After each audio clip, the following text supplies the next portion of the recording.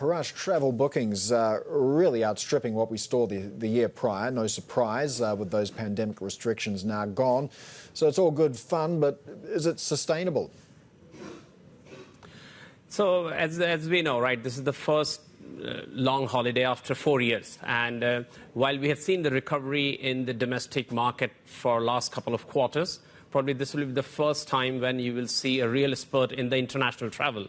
I mean, in terms of the level probably will be somewhere hovering around 60 to 70% of prior year pre-COVID level in terms of the traveling. And as if we have seen rest of the world who have reopened probably 3 or 4 quarters prior to China, it seemed like this pent-up demand has a leg at least going into 2024. So we've got profitability recovering as well for those big 3 airlines in China. But what's the implication for the outlook more broadly, particularly if all these lofty expectations about Golden Week fail to measure up?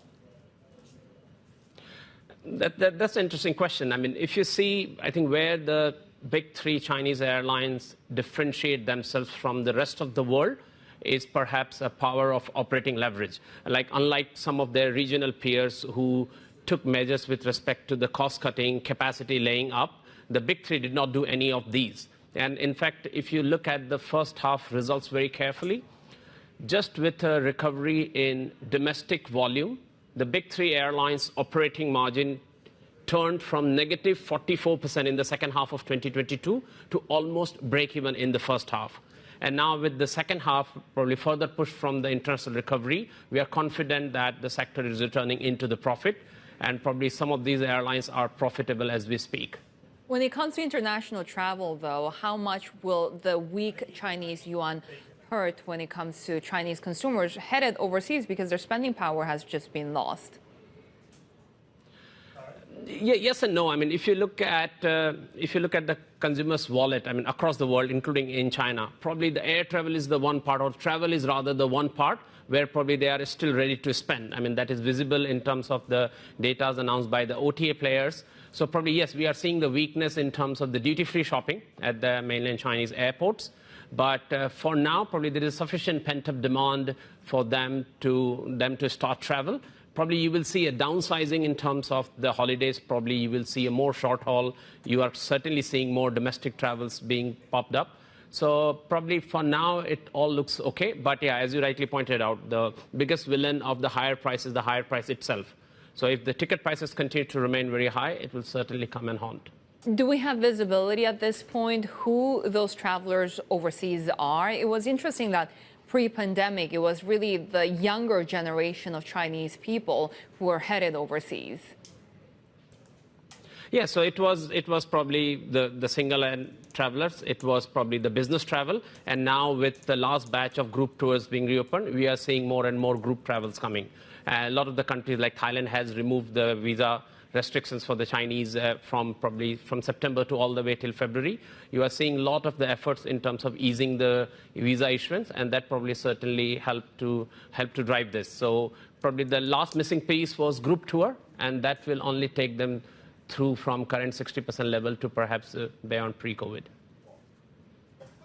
Parash, you do, of course, also cover shipping as well. And I just want to question you about that, particularly in the context of rising oil prices. We've just seen Brent have its strongest quarter in the past 7 quarters. So what sort of impact is this having on margins in the shipping sector? Yeah, and in fact, probably before I come to the shipping, that's probably the single largest threat to the airlines' recovery. As you know, that the big 3 Chinese airlines don't hedge. There is a mechanism to impose surcharge, but that comes with a lag. So probably the weakness in RMB and oil is probably the 2 single largest threat to the airline recovery. Well, when it comes to the shipping, I mean, probably the impact is less in the sense that the spot freight rate often captures the difference between, or rather often captures where the price will be based on demand and supply. And this cost in a tighter demand market usually often been passed through and not otherwise. In terms of the sector, probably we have seen the strongest rally in the tanker shipping stocks, and that is pretty much driven by the tight tanker capacity because of the rising demand of oil. It is not driven by probably more on the industrial or manufacturing side, but the service demand, more travel, that has been sufficient enough to keep the demand elevated. Parash, Are we seeing the pressure, whether it's on shipping or on airlines, because of export demand waning from overseas? We are seeing slowdowns in economies, including in Europe. So I wonder if that's really having an impact on cargoes, freight as well.